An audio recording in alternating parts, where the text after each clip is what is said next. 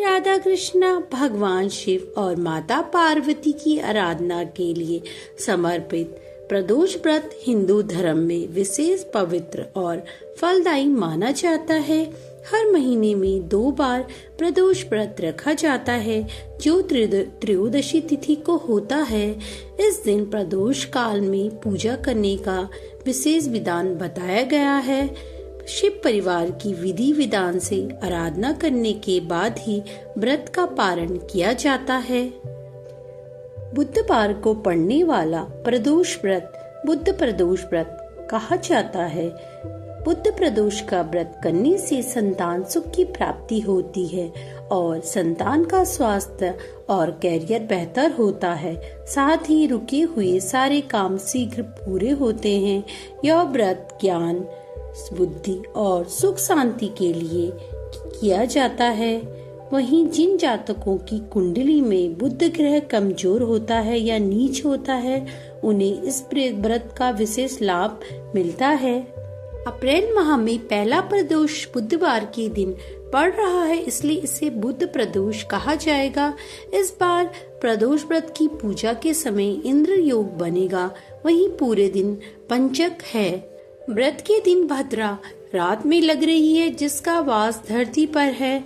इस प्रदोष व्रत की पूजा के लिए आपको करीब 2.25 घंटे का शुभ मुहूर्त प्राप्त होगा।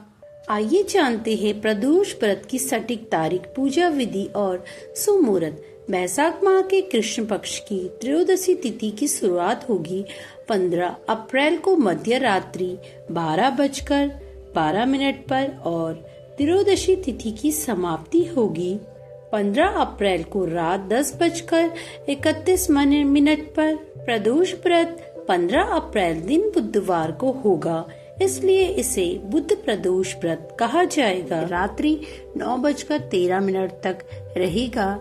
इस दिन हमें पूजा किस प्रकार करनी, आइए जानते हैं। सुबह उठकर स्नान करें, सफेद वस्त्र पहने, भगवान शिव का ध्यान करते हुए व्रत का संकल्प लें। घर के मंदिर, शिवालय में शिव परिवार, शिव, पार्वती, गणेश, नंदी की पूजा करें।